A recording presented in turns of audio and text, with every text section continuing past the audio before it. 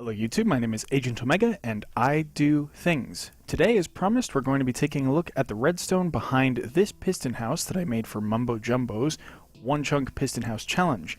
Before we begin, I would like to take care of 3 items of business. Item number one, I would like to give a big thank you to Mumbo Jumbo himself for featuring me on his video, and a great big thanks to all of the viewers I got, all of the new subscribers. We went up 1,000% in subscription level, which is a little less impressive when you consider I had 3 to begin with, but still, 1,000%, 30 new subscribers, thank you very much to you guys. Second order of business, as mentioned in text last week, I encountered a bit of credit card fraud, and that kind of sapped my energy to begin with, but then I caught the flu, so, you know, 2018 hasn't really been treating us too well. Which brings me on to point 3. I would like to apologize in advance if I sound strange today, but without further ado, let's crack on with it. Now, the first component we're going to be taking a look at is this guardhouse and the gate system. So first we're going to pop down under here, and you can see that we've got a couple of hoppers under the guardhouse, and they run over this way into this item filter. So this is 6 of the named item with 1 sign, renamed sign, for each remaining slot. And this is so that we've got a really strong redstone signal. When one more comes through the system, it extends out this 1 redstone at the back, and that turns this torch off, allowing one to flow through. There will be 1 extra named item in this hopper, but that doesn't really matter because there will always be, you know, +1 of whatever you add into the system, so that's fine. Then, no matter which path it takes, it flows into this dropper elevator. You can see that we've got 2 comparator clocks to power that thing, and one of them feeds into the gate system. So let's talk about the gate system. The first input is when this filter triggers, it also powers this block here, which triggers a monostable pulse down here, causing this redstone block to be spat out or pulled back in. Now, it's currently powered on, but when I talk about the gate system, I'm going to pretend as though the gate is off, and we're going to walk through the redstone, if it's off, turning on, and then turning back off. Reason being is because that's just sort of the more intuitive way to model the rising and falling edges. This is just inverted because obviously you want the gate to be up in the default position. So that triggers the monostable pulse from this item. When it flows through, it also gets a redstone output from this block here, so that's what toggles the monostable pulse again, turning the system back on or off. In this case, turning it back on. The button up above that triggers it also has a similar system, and in fact, part of it runs back into the system via that same circuitry. So basically, this turns on, you get a pulse, and then it turns back off, and you get another pulse. I think there's an observer somewhere, or we've got this delay circuit that probably causes it. Anyway, so moving on to the gate factor, the blue is basically everything to do with turning the gate on or off, as well as the triple piston extender, and the purple is what causes the floor to be flush after the gate has been retracted. So pretending the gate is off, we've got 2 redstone lines that come out from this redstone block. When the gate turns on, this top line turns on instantly, but we will talk about it later because it has to do with later functionality. The important line is this one down below. So first it extends the bottommost pistons, and then over here on this other side you can see that we've got some extreme delay. This is for the falling edge or the retraction of the gate. So then it comes up here with a little bit of delay, and you can see we've got a slab redstone ladder kind of going on here. This has 4 ticks delay. It's supposed to fire. Basically, we want to turn it on after we've already extended the bottommost blocks, because otherwise we won't be able to extend anything. And then you can see that triggers this NOR latch here.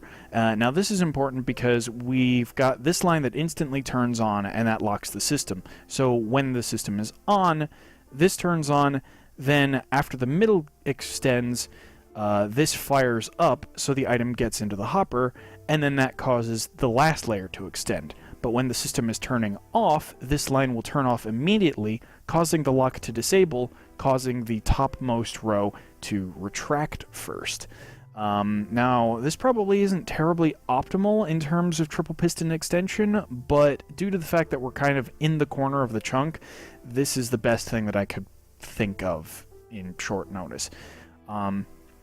So that falls back down to the dropper, causing the top to retract, then the middle retracts, and then because of this massive delay down here, I think we've got 7 ticks, maybe 6 ticks, that causes the bottom ones to retract last. However, that still means that the topmost ones are 1 block higher than they're supposed to be. So you see we have an observer facing this repeater, an observer facing this repeater here. So when this updates, when the bottom ones retract, then that observer block fires, triggering this redstone line here. So that goes up here, and it causes the middle pistons to fire once, which pulls the top pistons down, which causes the concrete to fall down so that there's the 1 block gap with the floor. Now, when that happens, when that tick occurs, this observer block here fires, and that triggers this line, which goes back to these observers here. And that'll fire out the black or dark gray concrete blocks, making the floor flush. And then when the system turns back on again, this observer block here reads this immediate line for the NOR latch, and that will cause it to toggle again, retracting the dark concrete. And that, basically because we have it on the rising and falling edges, it'll always tick, but depending upon what state the system is already in, the tick will either do what it's supposed to or do absolutely nothing because there are blocks in the way. So that is it for the gate. Now, the next bit of redstone I worked on was the falling trap. So you can see above ground we've got the tripwire. If we come down here, that tripwire lines up with this redstone lamp. So that redstone lamp turns on when something is in the system. That causes this observer block to update, throwing out this cauldron. That causes 2 things to happen more or less at the same time. So the cauldron updates this comparator. That triggers this observer block, which throws out this redstone block. That updates this redstone line, causing these torches to turn off. That happens with 1 tick delay because of the observer block, but it happens before this next part of the redstone triggers. So that causes the pistons that are currently here in this row to retract, retracting the concrete blocks from above, and then with this extra delay, we've got another redstone line leading to a whole bunch of not gates. I mean, they're not really a gate, but anyway, not torch setup. And that causes these 2 rows of pistons to retract, and that opens up the floor in a flush manner. Now, similarly, that when that causes the player or item or mob to fall through, this lamp will turn off, and that will also update the observer block here, causing this to retract, and similarly that will turn these torches back on first, but because there's nothing there, it doesn't actually do anything. Then these torches will turn back on, and that will cause both the pistons and the concrete to extend again, and then when these torches are underneath it, those will power the pistons again, causing the concrete to become flush with the floor once again. So there's that trap system. We're going to be talking about the stuff down at the bottom a little bit later because I made it a little bit later, but that's all of the top portion. The next bit of redstone I made was the tree detection system. Now, as stated in the last video, the thing about the tree detection system is that it needs to detect 3 states of tree state, I guess. When there's nothing there, or rather, when the last block of the previous tree was broken, when the new sapling was planted, and when that sapling grows into a new tree. So those are the three states that we detect based upon this observer block here. Coming down below, it turns out that we actually use the output from the leftmost observer block, not the topmost one, like I said in the last video, so my apologies there. We've got this observer line coming down and around over here, and that works its way into this dropper block here, which is full of 3 swords. Now, when it has the 3 swords, it outputs a redstone signal strength of 5, and that's how we actually get the lamp to turn on down below. But the way the system works is that every time we get an update, that dropper block dispenses 1 sword into the dropper block down below. That causes this clock to start ticking wildly. Now, as long as there is at least 1 sword in this topmost dropper, this comparator locks the system. So basically, we have just enough strength such that this will remain locked as long as there is 1 sword. When the last sword passes through, this clock will tick 2 swords to go back up through, but then due to this delay here, the lock will re-engage, and that will cause the 3rd sword to tick back up through. So basically, it ensures that we have a 3-sword countdown latch that will only ever cycle on 3 swords and will always cycle all 3 swords. So that's basically how this system works. Now, the next thing I made was incredibly simple. It was just this Slimeblock player launcher. So we're just going to pop down below. The button was up there, if you recall. That just toggles this redstone block, redstone line up to here, and there's just a single sticky piston with 2 slime blocks there. Really simple. Not even going to stick around too much. The next contraption I probably made, we'll save the elevator for next, but the next contraption I probably made was the toilet. It's really simple. We've got a line of observers going into this cobblestone block. That causes this dropper, or dispenser, to fire out its bucket, retracting the water. And then down here, we have a sticky piston with this half slab here. And I don't know why I went for half slab. I think it's because when it opens up, I wanted it to be like going into a sewer system, but, you know, kind of last minute oversight, I didn't actually include that sewer system. So it's just a half slab for no good reason. But that will retract the half slab, and then when the button undepresses, when the button stops firing redstone, that will cause the observers to update again, causing the dispenser to spit back out its water, and this to spit back out the half slab. Really simple. Unfortunately, no item processing going on here. In future iterations, I would probably have like a hopper line, or maybe just like even a cactus or a lava directly below it or something like that. No big. So the next thing I made was the elevator system, and this required a lot of attention to detail. So kind of peeking out the back here, we've got, this is the escape one on the left here from this current position. And what that does is it causes these observer blocks to go up. It causes this dispenser to fire out its flint and steel first. So that gets one of the wool on fire. It also causes this observer block to tick, and that's what ignites the rest of them.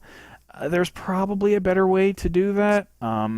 Like, if I wanted to, I probably could have just put redstone up on the top here and then triggered it directly. The only problem with that is I kind of wanted to try and limit the amount of redstone that was on the border, the chunk barrier, basically.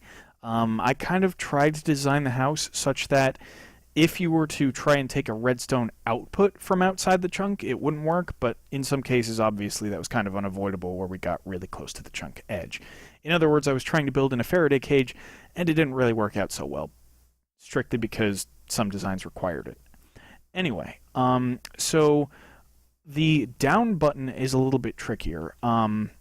If we come over here really briefly, the flying machine is designed such that there is a cauldron full of water in the position on the other side of this block. So that's actually how we determine which floor the elevator is currently on, or rather, if the elevator is currently on this floor.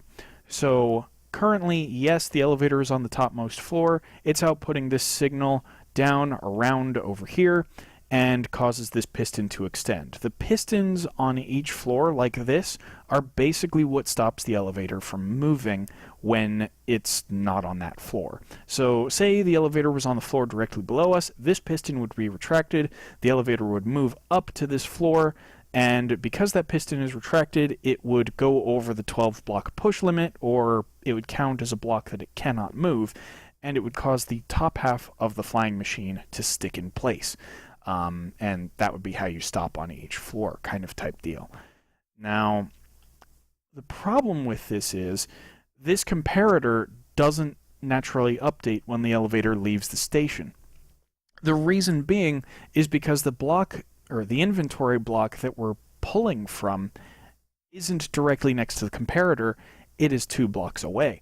And because this block's state never updates because it's just a solid block, this comparator never updates either. It's a weird block update detection system. So what I did to remedy that on this floor, and I actually have 2 different solutions used in this build overall.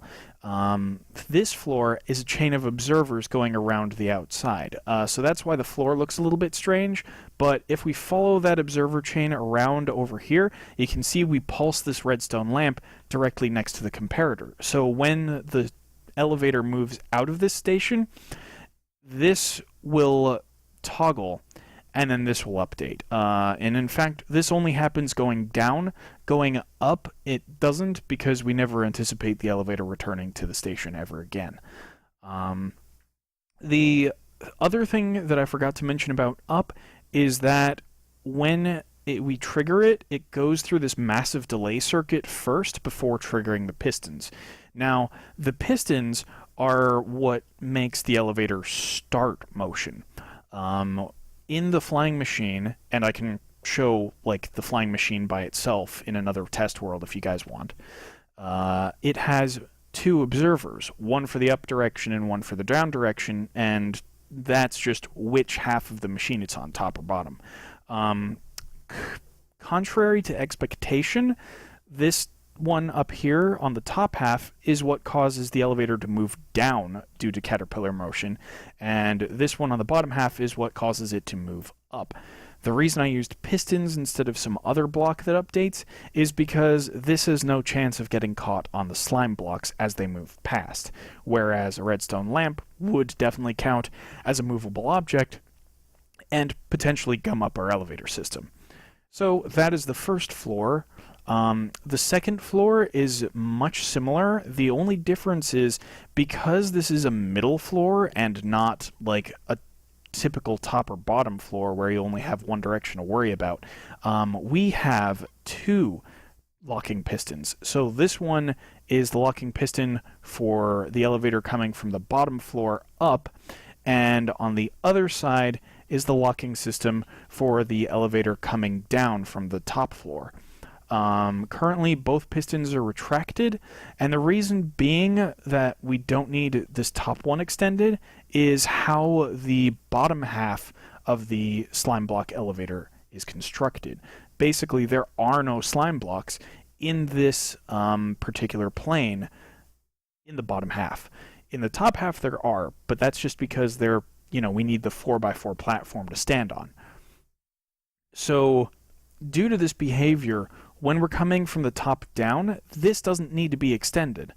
And then this one over here is sufficient to stop the elevator from moving.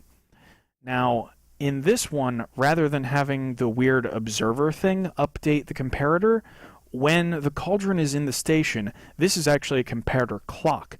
And to detect that we are in the station and extend the pistons accordingly, we then use a couple of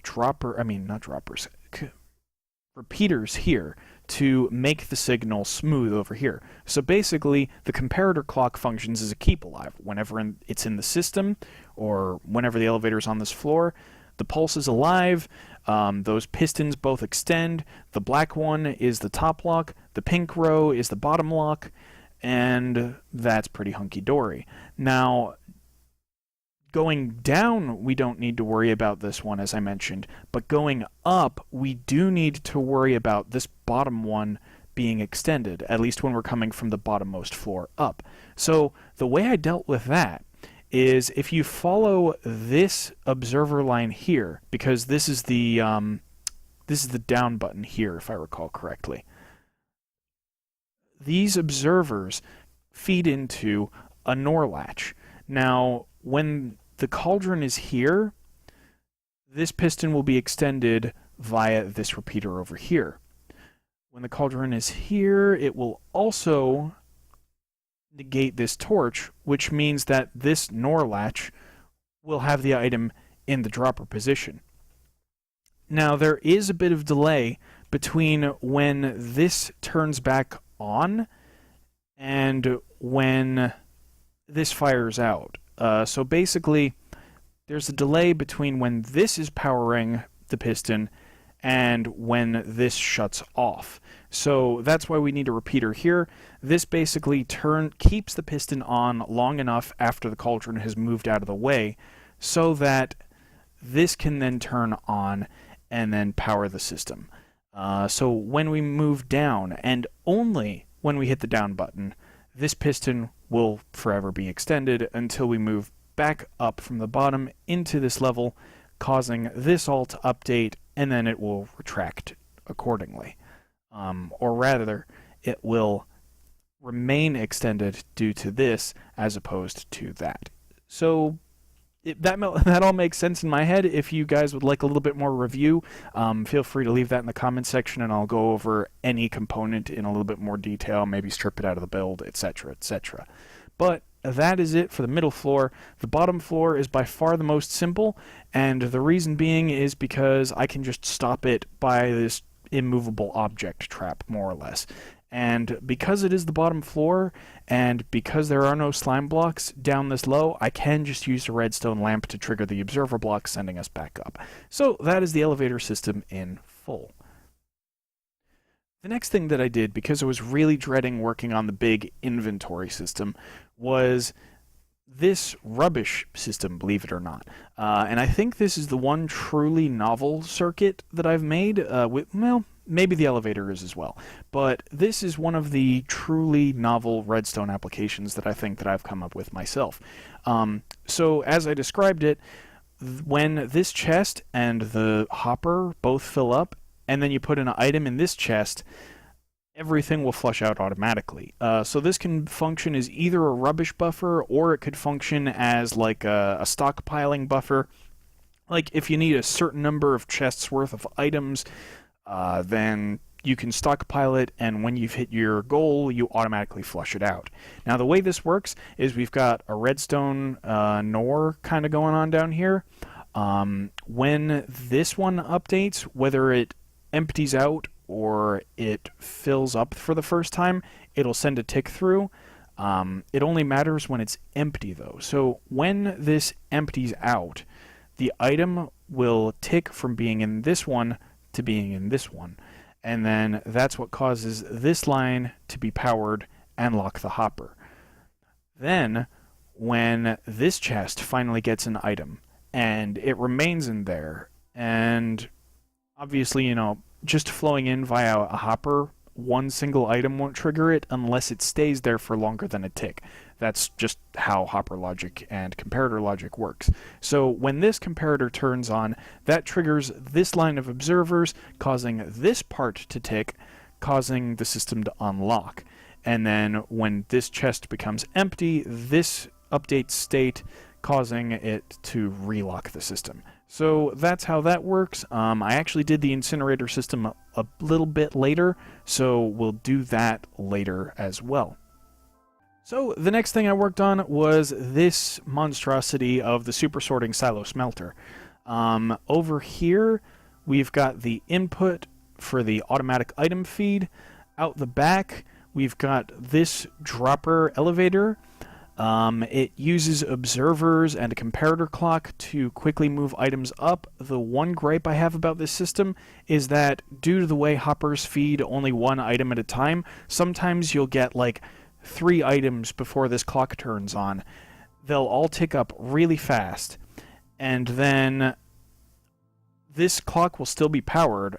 There will be no items in the system, so it'll tick loudly for a little bit, and then it'll turn off, and then more items will flow in, and then the system will tick, and you get the idea. It's not a constant stream of ticking, it's tick, tick, tick, tick, tick, tick, tick, tick, tick, tick, and then just silence in between the two. I actually kind of would prefer if all the items could flow in and then tick for a long period of time. But basically, that dropper elevator goes over here. It goes into a hopper line that, getting behind the scenes, goes through this item sorting system. Now, this item sorting system is unlike the gate latch. This actually has the overflow protection, so as you can see, some of the lines are in fact already full. Due to the way this system works, while these are in the locked position, while these are all down, they will pull the item that you're filtering on into the hopper lock until you've got a full stack in the first slot, which causes, you know, these lines to turn on but not actually do anything. But when these are in the open position, that allows them to flow through like a normal item sorting system, and as long as there are 41 of the item in each of these things, then this line will remain off and nothing will pass through. So that's basically how that works. When it's filtered, it goes into these chests. So theoretically, you could put items directly in here. I mostly used them as a bit of a buffer, I think. Not terribly important. So you can see that the item input for the smelting system actually goes into the manual item chest from this other side. So if you wanted to skip that whole process, you could just put items for smelting directly in here. It'd save just a little bit of time, a little bit of redstone processing power, but I just kind of thought this was cool that you could have a semi-automatic item smelting system type deal. The other thing of note is, as mentioned, when you put oak into the system, it will always smelt it. It will never not smelt it if this is unlocked. So that is that. If we follow that line, it'll go directly into the super smelter, but let's follow the other line, which comes out over here, I think. That just loops back around, goes down over here. Now, the reason we have this loop back around is because originally I thought I was going to be able to have a multi-tier sorting system. Unfortunately, due to space constraints and redstone and stuff, that didn't really happen. So I needed to loop it around over here because the input to the silo systems start on this side and flow on over to the rubbish buffer over here. So that's why we needed to do it up here. Otherwise, we encountered too many redstone systems down here, and we risked the hoppers being locked. Now, the sorting system outputs into the chest, which goes over here, and into the super smelting system from this side. And as you can see, items flow into the tops of the furnaces, coal flows into the back of the furnace, and pretty standard super smelter. One thing that I changed was that I've got a bunch of repeaters instead of just regular redstone lines. That means that instead of having smelters that either receive no coal or receive no items, they will always receive a uniform amount so long as there is a steady supply. Now, what that means is this also novel thing that I made up here. So if we look in here, there would be 4 slots. The rightmost 4 slots would have 4 named items from 64 stackable variety.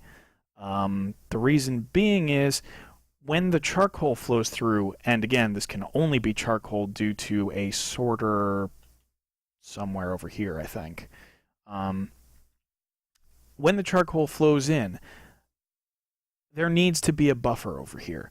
If we just let the charcoal flow in, due to the way the item elevators or the charcoal burning works, what happens is sometimes you'll get less than 4 charcoal at a time, and that means that the first 1 or 2 charcoal will flow in, trigger this, so the first 2 furnaces will get their charcoal, but then the last 2 won't get their charcoal for that round. And so then the next round will come in with, like 2 charcoal, and then the first 2 will get that charcoal again, and these 2 will not get charcoal. So in order to prevent that, I needed a charcoal buffer right here. And what that means is when you're burning charcoal, roughly 16 charcoal needs to be in here, and then the 17th charcoal will cause this redstone line to extend 1 more signal.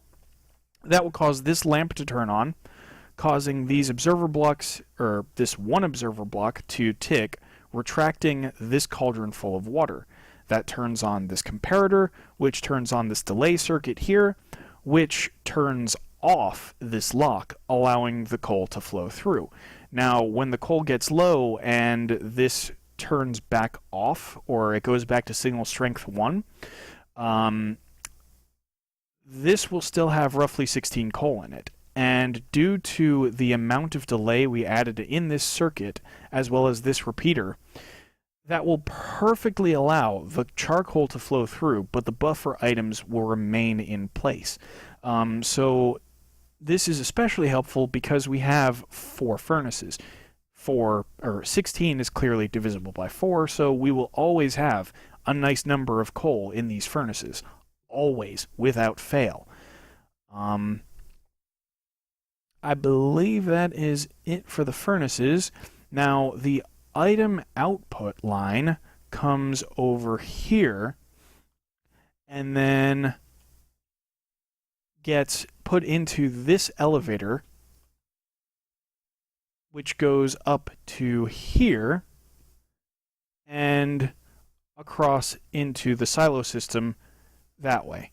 We do have the charcoal sorter right here, and again you can see that this is the overflow based charcoal sorter, so that way even if we somehow have a surplus of charcoal, which cannot possibly happen, then we're protected.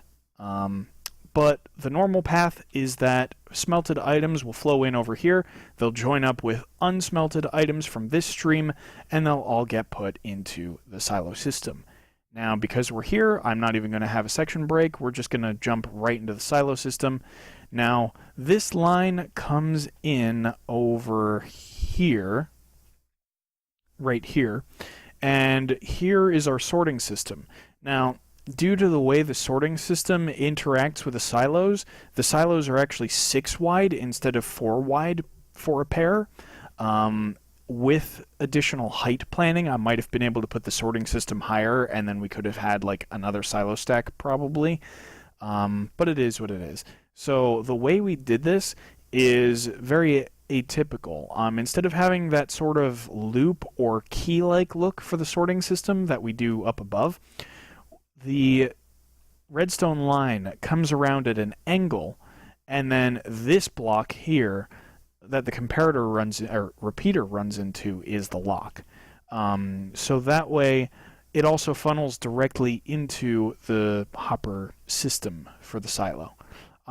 It's a standard silo otherwise, so I would recommend looking up a video for how to do these silo layouts.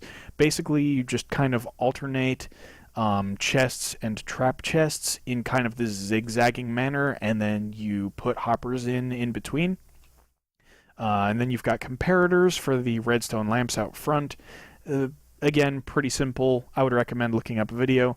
Due to the sorting system, we have this double wide sort of gap in between the two. This wouldn't exist if, again, it was more compact, something like that. And then over here, the line kind of just runs on past, and oh, Aha! Okay, so that, I think, might be why... No, never mind. Yeah. So, the line, once it moves past all of the sorters and silos, it goes over here. And this right here is the extra overflow stuff. And I think in the video, if I had just looked in this second chest, we would have seen our items. I totally forgot that I didn't connect the bottom chest because we wanted one chest for personal items, or items that you manually manage. So that's why in this back section here, we've got 3 chests vertically stacked up, and then we move on into the rubbish system over here. So that is the entire item system. There are 2 or 3 more components left, so let's get on with it.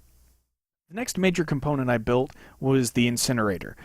So the incinerator has 2, technically 3 prime components, and that would be the lava activation, the rubbish dispensing, and the activation for the player to trigger the lava if they come in through the back door. So first the rubbish dispenser, because we just overviewed the item system. The rubbish comes in from this hopper line over here. You can see that we've also got a hopper line under the trap. Originally I'd intended it to flow into the item sorting system, but due to the one chunk restriction, there wasn't exactly enough place for an elevator that would elegantly flow up into one of these item lines, so I kind of ignored it. But we take from the automatic rubbish flush buffer or whatever and into this chest. The chest is supposed to evenly distribute the amount of items into each of the hoppers.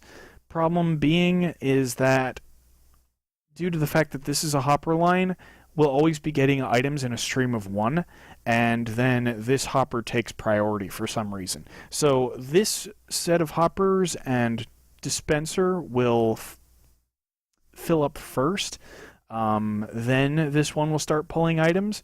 So if your rubbish thing is really full, then yeah, you will probably fill up both of these things, but if it's not, you'll only really fill up this. So there probably is a smarter way for me to be doing the dispensing system, but the problem again that I noticed above is that I would get clicking and then it would stop and then I would get more clicking if I did it all automatically. Right.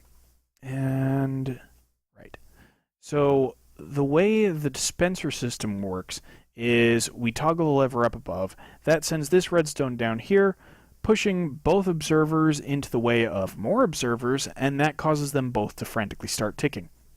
Now that means that I think every other tick they're going to shoot an item out, if I recall correctly. So when you have large quantities of items, this is perfectly fine. Again, as mentioned in the last video, I would toggle the system on and then walk away for a while, and then once it stopped ticking, or even if you just leave it for slightly less than 5 minutes, because items despawn after 5 minutes. So if you let it tick off for a bit, then you toggle this and then you hit the incinerator. Yeah, that's perfectly valid use case. Probably a better way to do it somehow. Haven't figured it out yet. The other nifty feature is that when this one is full, and because this one will always get items first, this will always trigger this line of redstone. That turns on this lamp over here, just indicating that items are in the system. So that's how that component works. The lava dispensing has 2 inputs, one from the door and one from the button. The button can be a faster tick because, we just need the lava to pulse and then burn the items. So that button line comes over here through a couple of comparator delay circuits and then out over to this observer. So it'll turn on, the observer clicks, dispensing all the lava. Then after a while, it will all turn off, and then the observer will click, retracting all the lava. The player is much the same. You can see that we even feed in the second line over here, so we still managed to get the repeater and one of these delay circuits over here. But there is the pressure plate from the iron door here.